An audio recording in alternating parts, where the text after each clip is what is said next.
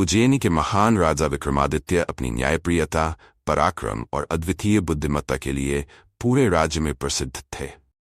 एक दिन उनके दरबार में एक तांत्रिक आया और उनसे कहा, हे राजन, अगर आप मेरी सहायता करेंगे तो मैं आपको ऐसी शक्ति दूंगा जिससे आप अमर और अजेय हो जाएंगे, लेकिन इसके लिए आपको एक खतरनाक यात्रा पर जाना होगा और शमशान भूमि के पास वटवृक्ष पर लटके एक बेताल को मेरे पास लाना होगा। राजा विक्रमादित्य साहसी थे, इसलिए उन्होंने बिना किसी डर के तांत्रिक का प्रस्ताव स्वीकार कर लिया। रात के समय राजा विक्रमादित्य अपनी तलवार और दीपक लेकर उस घने जंगल की ओर बढ़े जहां वटवृक्ष स्थित था। जंगल खतरों और अजीब अजीब आवाजों से भरा हुआ था। कभी वहां जंगली जानवर गरजते तो कभी हवा में रहस्यमय फुसफुसाहट सुनाई देती। जैसे ही राजा वटवृक्ष के पास पहुंचे, उन्होंने देखा कि एक विचित्र आकृति पेड़ से लटक रही थी।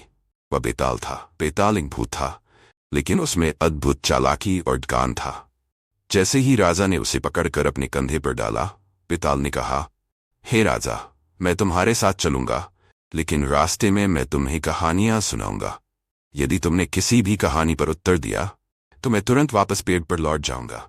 राजा ने बेताल की शर्त स्वीकार कर ली और उसे कंधे पर उठाकर जंगल के रास्ते पर चल पड़े। रास्ते में बेताल ने राजा को पहली कहानी सुनाई। एक बार की बात है, एक राजा ने अपने मंत्री पर पूरी तरह भरोसा किया। मंत्री ने उसकी प्रजा की देखभाल करने का वादा किया था, लेकिन एक दिन राजा ने देखा कि मंत्री गुप्त रूप से खजाने का दुरुपयोग कर रहा है। अब बताओ, राजा को मंत्री के साथ क्या करना चाहिए? राजा विक्रमादित्य ने उत्तर दिया, यदि मंत्री पहली बार गलती कर रहा है तो उसे सुधरने का मौका दिया जाना चाहिए, लेकिन अगर उसने बार बार जनता के विश्वास को तोड़ा है तो उसे दंडित किया जाना चाहिए। बेताल राजा के उत्तर से प्रसन्न हुआ, लेकिन वह पेड़ पर लौट गया। राजा ने फिर से उसे पकड़ लिया।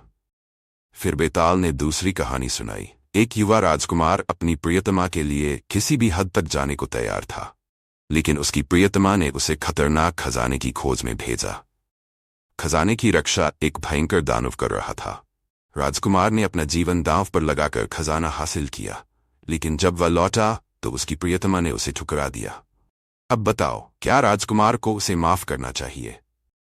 राजा ने उत्तर दिया, राजकुमार को उसे माफ कर देना चाहिए, क्योंकि क्षमा एक महान गुण है, लेकिन उसे यह समझना होगा कि सच्चा प्रेम बलिदान मांगता है, स्वार्थ नहीं।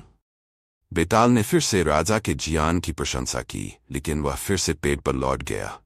बेताल का रहस्य बार बार बेताल को पकड़ने और कहानियां सुनने के बाद आखिरकार बेताल ने राजा से कहा, हे राजन, मैं तुम्हारी बुद्धिमत्ता और साहस से प्रभावित हूं।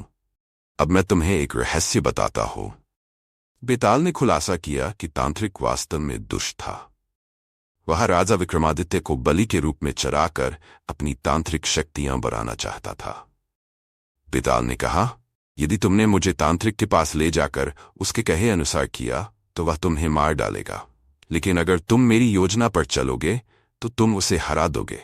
जब राजा बेताल को लेकर तांत्रिक के पास पहुंचे तो तांत्रिक ने प्रसन्न होकर कहा, अब मेरे पास अजेय शक्तियां होंगी। हे राजा, मुझे पूरी श्रद्धा से पूजा करने दो। लेकिन राजा ने बेताल के दिए निर्देश का पालन किया। जैसे ही तांत्रिक ने मंत्र शुरू किया, राजा ने अपनी तलवार से तांत्रिक को मार गिराया। तांत्रिक की मृत्यु के साथ उसके सारे दुष्ट जादू खत्म हो गए। बेताल ने राजा से कहा, हे महान राजा, तुमने मेरी सहायता करके मुझे इस शाप से मुक्त कर दिया। अब मैं तुम्हें आशीर्वाद देता हूं कि तुम्हारा राज्य सदैव सुखी और समृद्ध रहेगा। तुम्हारे न्याय और पराक्रम की कहानियां युगों तक सुनाई जाएंगी। इस प्रकार राजा विक्रमादित्य ने अपनी बुद्धिमत्ता, साहस और धैर्य से बेताल की कहानियों को सुलझाया, तांत्रिक को हराया और एक महान योद्धा और न्यायप्रिय राजा के रूप में इतिहास में अमर हो गए।